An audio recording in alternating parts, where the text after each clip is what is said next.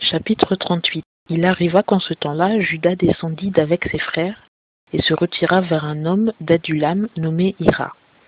Et Juda y vit la fille d'un Canéen nommé Shua, et il la prit et vint vers elle. Et elle conçut et enfanta un fils, et il le nomma Er. Et elle conçut encore et enfanta un fils, et elle le nomma Onan. Elle enfanta encore un fils, et elle le nomma Shéla. Et Juda était à Kézib quand elle l'enfanta. Et Juda prit une femme pour Er, son premier-né, elle s'appelait Tamar. Mais Er, premier-né de Juda, fut méchant aux yeux de l'Éternel, et l'Éternel le fit mourir. Alors Juda dit à Onan, « Viens vers la femme de ton frère, prends-la comme beau-frère et suscite une postérité à ton frère. » Mais Onan savait que cette postérité ne serait pas à lui, et quand il venait vers la femme de son frère, il se souillait afin de ne point donner de postérité à son frère. Et ce qu'il faisait déplut à l'Éternel, et il le fit mourir aussi.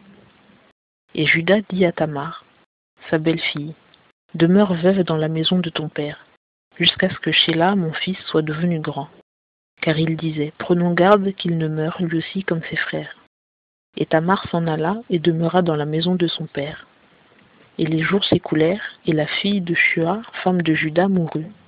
Lorsque Juda fut consolé, il monta vers les tondeurs de ses brebis, à Timna, avec Hira son ami, l'Adulamite. Et on le fit savoir à Tamar en disant, « Voici, ton bon-père monte à Timna pour tondre ses brebis. » Alors elle quitta ses habits de veuve, et se couvrit d'un voile, et s'en enveloppa, et s'assit à l'entrée d'Énaïm, qui est sur le chemin de Timna, car elle voyait que Shéla était devenu grand, et qu'elle ne lui avait point été donnée pour femme. Et Juda la vit, et la prit pour une prostituée, car elle avait couvert son visage. Et il se détourna vers elle sur le chemin, et il dit, « Allons, je te prie, que je vienne vers toi. » Car il ne savait pas que ce fût sa belle-fille. Et elle répondit, « Que me donneras-tu pour venir vers moi ?» Et il dit, « J'enverrai un chevreau du troupeau. » Et elle répondit, « Me donneras-tu un gage jusqu'à ce que tu l'envoies ?» Et il dit, « Quel est le gage que je te donnerai ?» Et elle répondit, « Ton cachet, ton cordon et ton bâton que tu as à la main. » Et il les lui donna, et il vint vers elle, et elle conçut de lui.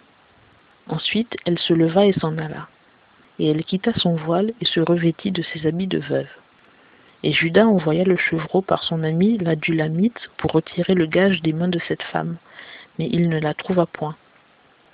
Et il interrogea les hommes du lieu où elle était en disant, « Où est cette courtisane qui était à Énaïm sur le chemin ?» Et ils répondirent, « Il n'y a point eu ici de courtisane. » Et il retourna vers Juda et dit, « Je ne l'ai point trouvée, et même les gens du lieu ont dit, il n'y a point eu ici de courtisane. » Et Juda dit, « Qu'elle garde le gage. Il ne faut pas nous faire mépriser.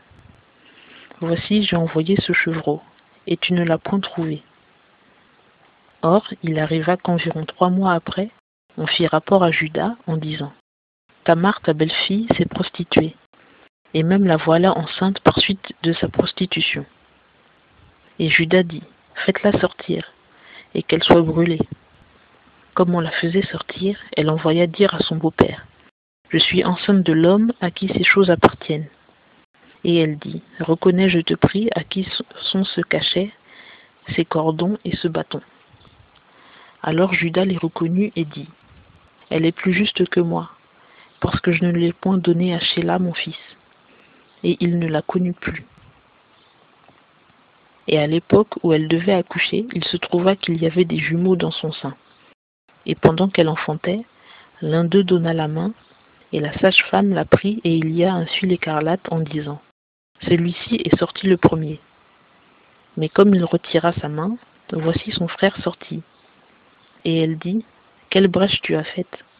La brèche soit sur toi. » Et on le nomma Pharet, entre parenthèses brèche. Ensuite son frère sortit, qui avait à sa main le fil écarlate, et on le nomma Zarash.